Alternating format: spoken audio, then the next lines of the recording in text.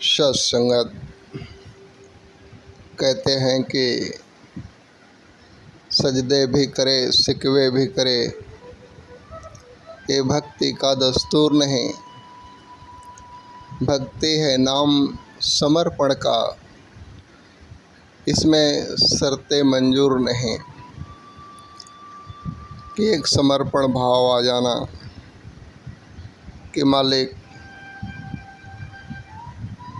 तूने जैसा भी रखा है, जितना भी दिया है, बहुत दिया है, बड़ी कृपा है। हर हाल में ये भाव रखना। लेकिन कई बार ऐसी बातें बनती है कि कोई इंसान गरीब है तो ये शिकवा लेके पड़ा रहता है कि मालिक तूने मुझे गरीब घर में पैदा कर दिया,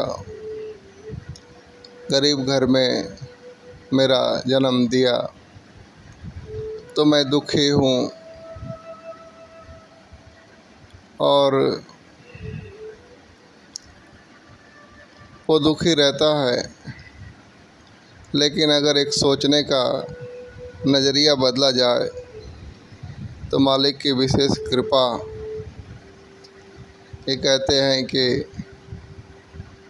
गरीब है तो दुखी होने के बजाय ये भी तो सोच सकते हैं कि मालिक तूने जिस परिवार में या जहाँ भी मुझे रखा है, तूने मुझे सेवा दी है इस परिवार को एक ऊंचाई तक लेके जाने का, यहाँ से गरीबी का अंधकार मिटाने का। और तेरी दया कृपा बनाए रखना। मैं इतनी मेहनत करूँगा, इतने अच्छे कर्म करूँगा कि जिस परिवार में आपने भेजा है, इस परिवार से ये गरीबी का ये दुख का अंधकार मिटा के रहूँगा।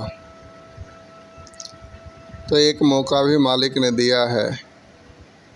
कहते हैं कि जेब खाली है तो खालीपन का रोना मत रोइए, बल्कि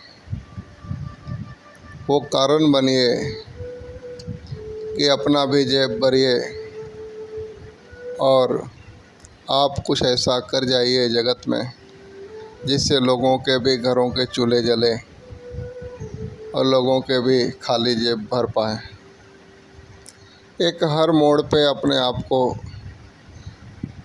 थोड़ा चेंज करके सोचने की ज़रूरत होती है, क्योंकि नकारात्मक भावनाएं जो होती है वो हमें दुख और पीड़ा के सिवा कुछ नहीं देती है। हमारे जीवन को डुबोती है, ना कि उबारती है। और एक पॉजिटिव भावना, पॉजिटिव विचार हमारे जीवन को जो है उबारने का काम करता है, डूबने से बचाता है। तो अपने आप को टटोलते रहें कि मेरी भावनाएं कैसी हैं। और कहते हैं कि बाबा जी भी ये बात कहते थे कि लोक सुखी परलोक सुहेला, कि आप लोक को सुखी कर लीजिए, परलोक अपने आप सुहेला हो जाएगा। कई लोग तो घर बार छोड़ के ऐसे दौड़ रहे हैं कि ना तो घर की चिंता है, ना वो जहाँ पे हैं वहाँ पे जो जीवन की तकलीफ़ें हैं उसे मिटाने का प्रयास करते।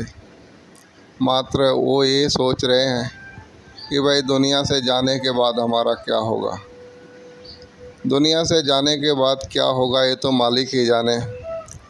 लेकिन जिस दुनिया में मालिक ने रखा है, ज़रा उस पे भी विचार कीजिए कि मालिक ने आपको जिस दुनिया में रखा है वहाँ रखने का आपको क्या उसका मतलब है, क्यों रखे गए हैं आप वहाँ पे।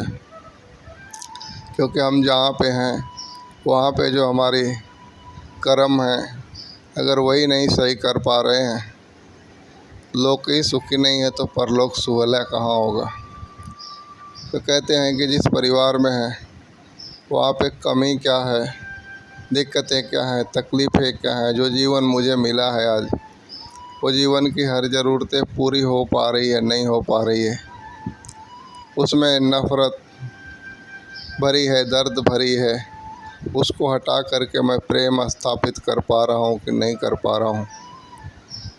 ये सब को देखने की ज़रूरत है। हम हमारे लोग को सुखी कर लेंगे, हमारे परिवार में प्रेम खुशियाँ भर लेंगे तो परलोक अपने आप सुहेला हो जाएगा। वरना हमने यहाँ पे ध्यान नहीं दिया तो फिर कहाँ बात आएगी लोक सुखी परलोक सुहेला। हमने लोक को सुखी ही नहीं किया तो परलोक सुहेला होने ही वाला नहीं है। तो आइए हम जहाँ भी हैं वहाँ ध्यान दें। इसीलिए तो बाबा जी ने जब ज्ञान दिया तो चौथा प्रण बोला गृहस्थ आश्रम में रहना। मतलब एक बल्ब भी किसी घर के अंदर रहता है तो एक रोशनी बिखेरता है, प्रकाश बिखेरता है, अंधेरे को दूर करके रखता है, उस घर को चकाचक रखता है। और हम इंसान हैं, ईश्वर के बनाए बल्ब हैं। हमें मालिक ने गृहस्थ में रहने को बोला है तो गृहस्थ में अंधेरा नहीं रहना चाहिए हमारे रहते भर में। हम अपने गृहस्थी को एकदम चमका के रखें ताकि मेरा सतगुरु खुश हो जाए। प्यार से कहना, धन निरंकार जी।